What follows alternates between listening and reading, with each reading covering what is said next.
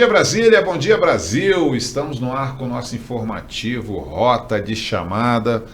Hoje com grandes emoções, infelizmente, por conta dos acontecimentos recentes essa semana no metrô Distrito Federal. Ou seja, o trem literalmente descarrilhou. Vou pedir para o Marcos abrir a nossa tela aqui. Estou recebendo os diretores do Sindimetrô DF, Amanda Souza, Carlos Cassiano. Sem mais delongas, Amanda, o que aconteceu essa semana? Olha, Valdir, foi um episódio lamentável em que atrapalhou o trânsito inteiro de Brasília, né? Como podemos ver, uma peça de um trem soltou e o trem que passou em seguida descarrilhou em virtude dessa peça. Olha que ponto chegamos, os trens realmente caindo aos pedaços. Carlos Cassiano, isso é culpa da manutenção terceirizada, uma bandeira que vocês sempre vêm levantando, a questão de realização de concurso público, do realmente o servidor sendo do metrô DF, isso é culpa da terceirização? Sim, Valdir. Entregaram todo o serviço de terceirização para a empresa que hoje presta o serviço. E é todo. A empresa montou, inclusive, uma central que ela é quem recebe os pedidos que são feitos aqui de falhas, ela quem faz toda a correção e praticamente ela quem se autofiscaliza. Então, na verdade, o que tem? Não se faz uma manutenção preventiva corretamente, porque essa peça não era para ter caído. É um absurdo um veículo tão caro, tanto investimento em manutenção e uma peça cair.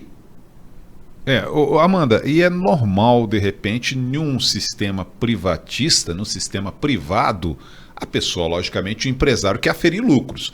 E para aferir lucros, se eu puder pagar mais barato por essa peça aqui, eu pago mais barato. Se eu puder diminuir na mão de obra, eu diminuo na mão de obra e a qualidade fica a ver navios. É mais ou menos isso? Exatamente isso, Valdir. Tanto aqui no metrô DF, como a gente tem visto no metrô do país inteiro. As áreas onde são privatizadas estão cada vez decaindo mais o serviço, a prestação de serviço, por conta desse fator, lucro, né? Quando você reduz o custo da empresa para que o empresário tenha um lucro em cima do serviço, e o serviço não é bem prestado. Ele deixa a desejar, como nesse caso, era para ter sido ter uma manutenção mais especializada para que isso não acontecesse, e o que a gente viu foi transtorno para o usuário, mais uma vez. Carlos Cassiano, essa bandeira contra a privatização é uma bandeira antiga do Sindimetrô. Esse é um fantasma que assusta muito ainda? Esse fantasma persegue todo trabalhador brasileiro. No Brasil, cada dia mais os empresários buscam lucro e eles não têm dó, eles preferem diminuir o quanto se paga de salário para o empregado. Se o empregado não pode acumular conhecimento, porque ele já vai ser demitido, porque para acumular conhecimento você tem que trabalhar 2, 3, 4, 5 anos na mesma empresa. Claro. E acaba tendo como prêmio a demissão, né? Também temos a questão de que a empresa não quer, por exemplo, pagar nem mesmo um adicional por ano, né, do anuênio. Até o metrô nós tivemos que brigar na justiça para poder receber, tivemos que brigar na justiça para poder impor o nosso plano de cargos e salários, né? Então você vê, é uma lógica derrotista. Por quê? Porque na medida em que você abre mão da qualidade, você está abrindo mão da sua galinha de ovos de ouro, de fato. Claro. Amanda e Cassiano aqui, foi realmente muito triste as imagens que nós assistimos na televisão, as pessoas no trilho com lanterna de celular, o risco que isso poderia ter ocorrido. Graças a Deus não ocorreu nenhuma vítima, mas o que poderia ter acontecido lá? Valdir, mais uma vez, nós demos sorte, né? Como foi o primeiro trem, ele ainda não tinha sido injetado no sistema para a operação, o trem estava vazio, não tivemos nenhuma vítima. Mas num transporte, né, que uma composição transporta 1.400 pessoas numa viagem, isso poderia ter sido fatal. A gente corre o risco de um acidente fatal enquanto a gente não tiver um governo preocupado com a segurança dos usuários. Eu vejo assim, eu equiparo na época do governo Hollenberg também, que caiu aquele viaduto aqui da Galeria dos Estados, que graças a Deus também não houve nenhuma vítima. E graças a Deus também não aconteceu nenhuma vítima agora nesse caso, né? Valdir, nós estamos dando sorte demais. a irresponsabilidade do GDF com o metrô DF na manutenção já causou 2 incêndios de trens recentemente. Agora nós tivemos mais esse descarrilamento. Então, assim, o GDF tem sido de uma irresponsabilidade gritante. Não se providencia realmente sequer a máquina para trocar o rodeiro. Nós temos diversos trens, você tem que trocar uma roda de um trem, você tem que pagar para se fazer a troca e mais. A empresa terceirizada chega ao absurdo de cobrar só para fazer um furinho.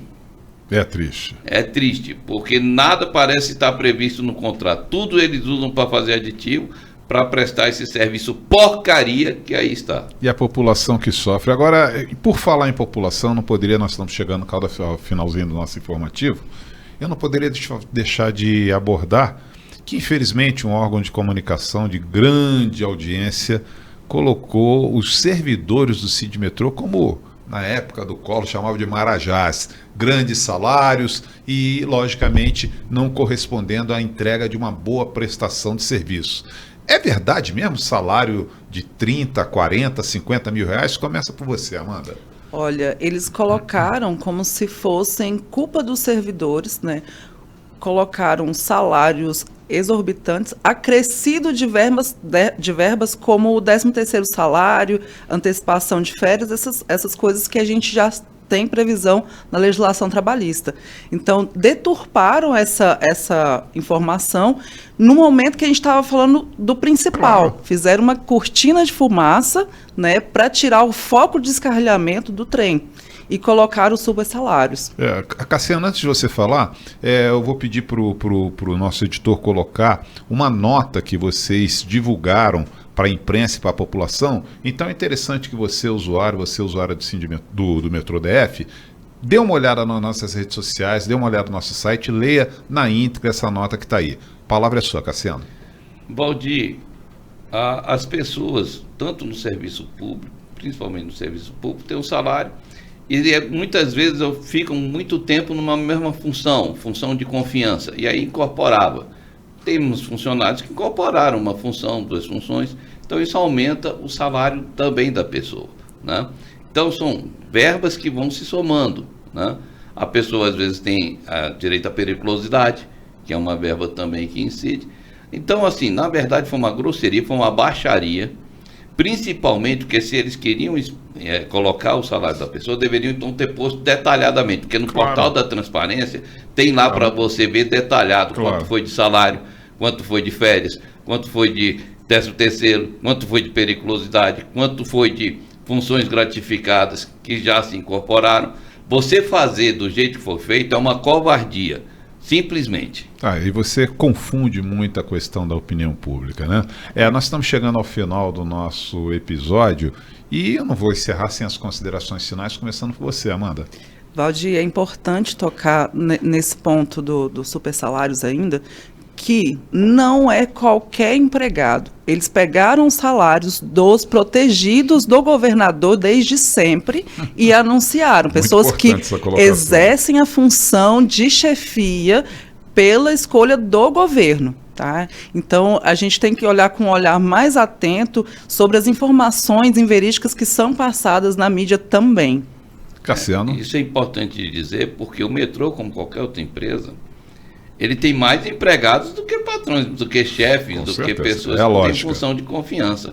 Para você ter uma ideia, nós temos os baixos salários. E o metrô tem outro detalhe. Nós temos pessoas do concurso de 98, 94, que entrou em 98, 2005, 2009, 2013, e o salário vai diminuindo conforme o último ano que a pessoa entrou, porque o metrô, quando faz novo concurso, ele faz rebaixando os salários, né? Mas essa é uma verdade de todo o sistema do DF.